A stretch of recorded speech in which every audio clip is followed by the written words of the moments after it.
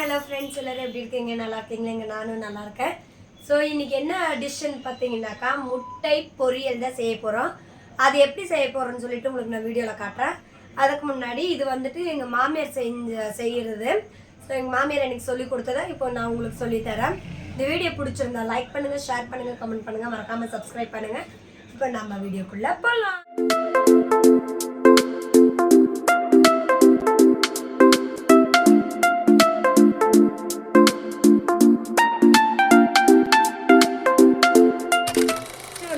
அடுப்பை பற்ற வச்சு ஒரு வடை சட்டி ஒன்று வச்சுக்கலாம். இதுக்கு ஃபஸ்ட்டு வந்துட்டு தேவையான பொருள் வந்துட்டு வெங்காயம் எடுத்திருக்கேன். நான் வெங்காயம் வந்துட்டு ஒரு 1/2 கிலோ பக்கம் எடுத்திருக்கேன். வெங்காயம் நான் ஒரு 13 முட்டை எடுத்திருக்கிறேன். அதுக்கு தேவையான அளவுக்கு நான் வெங்காயம் ஒரு 1/2 கிலோவும், பச்சை மிளகா ஒரு 6 பச்சை மிளகா, ஒரு 2 வரமிளகா எடுத்திருக்கேன். உங்களுக்கு எந்த அளவுக்கு காரம் தேவையோ அந்த அளவுக்கு நீங்கள் சேர்த்துக்கோங்க. அண்டு கருவேப்பிலை ஒரு கொத்து எடுத்திருக்கேன். ஸோ இவ்வளோ தான் நமக்கு தேவையான டிஷ்ஷு. ஆயில் எந்த அளவுக்கு வேணுமோ அந்த அளவுக்கு எடுத்துக்கோங்க. நான் ஒரு 150 ml நான் எடுத்துக்கிறேன். ஸோ இப்போ அடுப்பு பற்ற வச்சு நம்ம ஸ்டவ் பற்ற வச்சு வடை சட்டி வச்சுருக்கோம். ஸோ வடை சட்டி சூடாயிடுச்சு. இப்போ நம்ம அந்த வடை சட்டியில் எண்ணெயை ஊற்றிக்கலாம். இப்போது எண்ணெய் காஞ்சிருச்சு. நம்ம எண்ணெய் காஞ்ச உடனே கடுகு போட்டுக்கலாம். இதுக்கு வந்துட்டு கடலைப்பருப்பு உளுத்தம்பருப்பு சேர்த்துக்கலாம், ஆப்ஷனல். கடலைப்பருப்பு உளுத்தம்பருப்பும் வந்துட்டு நான் ஆப்ஷனல் தான் சொல்லியிருக்கேன். தேவைப்பட்டால் சேர்த்துக்கோங்க. இப்போ கடுகு பொரிஞ்சிருச்சு. ஸோ இந்த வெங்காயம், பச்சை மிளகா, கருவேப்பிலை இது எல்லாத்தையும் நம்ம ஒன்றா சேர்த்துக்கலாம்.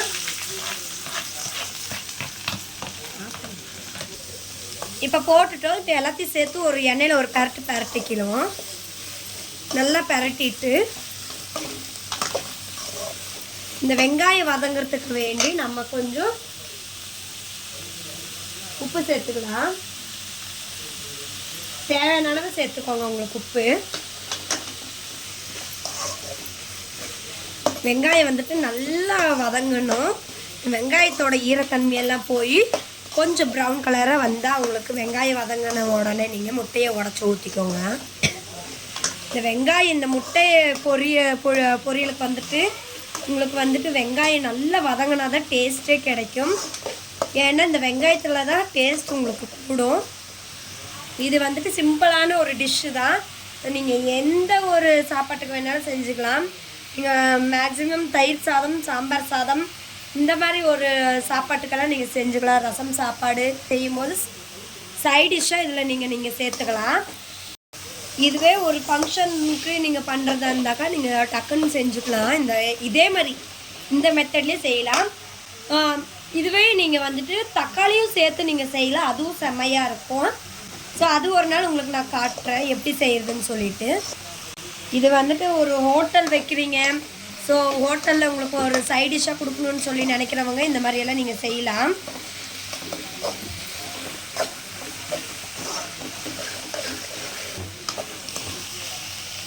எண்ணெயிலே ஒரு 3/4 வாசி வேகணும். இங்கே பாருங்கள், உங்களுக்கு இது பார்த்தாலே தெரியும். இன்னும் கொஞ்சம் இது வதங்கினதுக்கப்புறம் உங்களுக்கு காட்டுறேன்.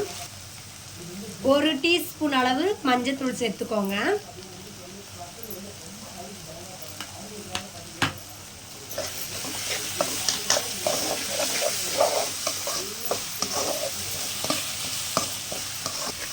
இது எதுனால முட்டை பொரியல்னு இதுக்கு பேர் வந்ததுன்னு உங்களுக்கு லாஸ்ட்டில் தெரியும், வீடியோவோட எண்டில் உங்களுக்கு தெரியும்.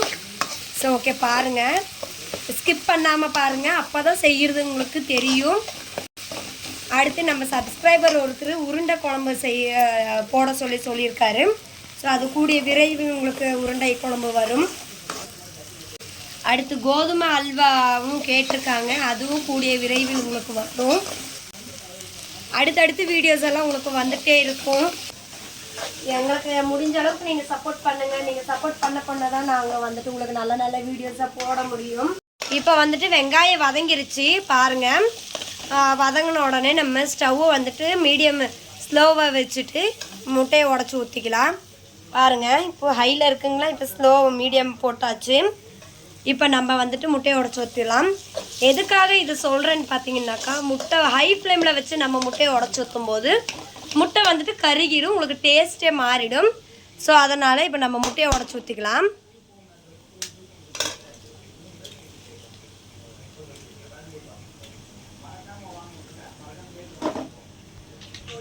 முட்டையை வந்துட்டு உடச்சி ஊற்றி உடனே கலரிடாதீங்க.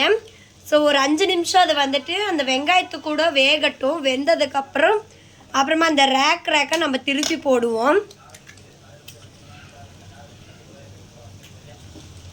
பாருங்கள். ஸோ எல்லா முட்டையும் உடச்சி ஊற்றிட்டு உங்களுக்கு நான் காட்டுறேன். இப்போ வந்துட்டு அப்படியே வந்துட்டு அடுப்பை கொஞ்சம் மீடியமாக வச்சுக்கோங்க. பாருங்கள், இப்போ நம்ம போட்டிருக்கிறோமா எல்லா முட்டையும் உடச்சி ஊற்றியாச்சு. ஆம்லெட் மாதிரி கொஞ்சம் சுற்றி வேகட்டும். வெந்ததுக்கப்புறம் நம்ம திருப்பி விட்டுக்கலாம். சைடில் கொஞ்சம் லைட்டாக திருப்பி விட்டுட்டே வாங்க. இங்கே பாருங்கள், இதே மாதிரி எடுத்துக்கோங்க. அப்போ தான் உங்களுக்கு முட்டை வந்துட்டு ரேக்காக ஒவ்வொரு முட்டையை சாப்பிட்றதுக்கு நல்லா டேஸ்ட்டாக இருக்கும். முட்டை வந்துட்டு உங்களுக்கு வாய்க்கு எப்போ தான் கிடைக்கும். ஸோ நான் என்ன தெரியுமா பண்ணுவேன், இந்த மாதிரி செஞ்சாக்கா அந்த முட்டையில் பச்சை மிளகா போடுறோம் இல்லையா, அந்த பச்சை மிளகாவோட சேர்த்து சாப்பிட செம்மையாக இருக்கும்.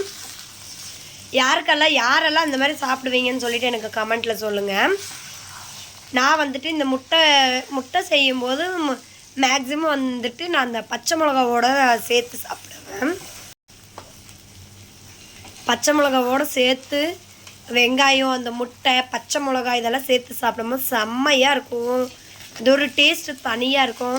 சாப்பிட்டவங்களுக்கு தெரியும் அதோட அருமை, டேஸ்ட் அதெல்லாம் சாப்பிட்டவங்களுக்கு தெரியும். சாப்பிடாதவங்க சாப்பிட்டு பார்த்துட்டு சொல்லுங்கள். அவ்வளோதான். இப்போ எல்லாம் திருப்பி போட்டுட்டு உங்களுக்கு காட்டுறேன் பாருங்கள். உப்பு கொஞ்சம் சேர்த்துக்கோங்க. ஏன்னா முட்டை போட்டதுக்கப்புறம் நம்ம உப்பு போடலை. இப்போ முட்டைக்கு உப்பு போட்டு நீங்கள் பரட்டி விட்டுட்டு நல்லா வேக வச்சு ஆஃப் பண்ணிக்கோங்க ஸ்டவ்வை. முட்டை வந்துட்டு கொஞ்சம் அந்த வேகாத அப்போவே உப்பு போட்டு நல்லா கிளறி விட்டுருங்க. ஏன்னா நல்லா கெட்டியானதுக்கப்புறம் நீங்கள் எல்லாம் வறுத்ததுக்கப்புறம் உப்பு போட்டால் உப்பு பிடிக்காது. ஸோ அவ்வளோதான் ஃப்ரெண்ட்ஸ், முட்டை பொரியல் ரெடி ஆகிட்டே இருக்குது. பாருங்கள் ஃப்ரெண்ட்ஸ், கடைசியாக நம்ம முட்டை பொரியல் ரெடி ஆகிடுச்சு. இங்கே பாருங்கள். இப்போ ஃபஸ்ட்டில் ஸ்டார்டிங்கில் சொன்னல, வீடியோ ஸ்டார்டிங்கில் உங்களுக்கு முட்டை பொரியல்னு இதுக்கு பேர் எப்படி வந்ததுன்னு சொல்லிட்டு, இதனால தான் முட்டை பொரியல்னு பேர் வந்தது. இங்கே பாருங்கள். ஸோ இது சூப்பராக இருக்கும் ஃப்ரெண்ட்ஸ். நான் வந்துட்டு இதெல்லாம் எனக்கு ரொம்ப பிடிக்கும். இந்த மாதிரி செஞ்சு சாப்பிடுவேன். அடிக்கடி இந்த மாதிரி செய்வோம் நாங்கள் எங்கள் வீட்டில். அவ்வளோதான். இப்போ நான் பிளேட்டில் சர்வ் பண்ணிவிட்டு உங்களுக்கு காட்டுறேன் பாருங்கள்.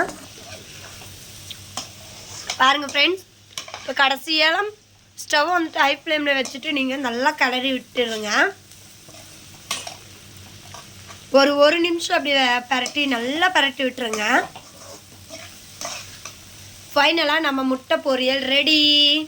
ஸோ உங்களுக்கு நான் பிளேட்டில் சர்வ் பண்ணிவிட்டு காட்டுறேன் பாருங்கள்.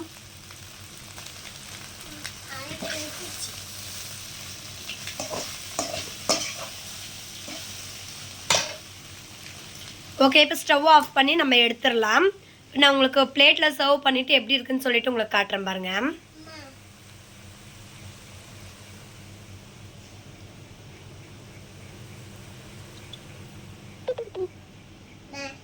ஃப்ரெண்ட்ஸ், ஃபைனலாக நம்ம முட்டை பொரியல் ரெடி ஆயாச்சு. ஸோ இது வந்துட்டு பேச்சுலர்ஸுக்கு ரொம்பவே நல்லா செய்யலாம். இது வந்துட்டு இன்னும் பருப்பு சாப்பாடு, தக்காளி சாப்பாடு எல்லா சாப்பாட்டுக்குமே இது சூப்பராக உங்களுக்கு காம்பினேஷன் நல்லாயிருக்கும். இந்த வீடியோ உங்களுக்கு பிடிச்சிருந்தா லைக் பண்ணுங்கள், ஷேர் பண்ணுங்கள், கமெண்ட் பண்ணுங்கள். மறக்காமல் சப்ஸ்கிரைப் பண்ணி வச்சுக்கோங்க. பெல் பட்டனை ஆலில் போட்டு வச்சுக்கோங்க. அப்போ தான் நான் போடுற வீடியோஸ் எல்லாம் உங்களுக்கு நோட்டிஃபிகேஷனாக வரும். இன்னொரு வீடியோவில் சந்திக்கலாம். ஓகே, டாடா, பாய்.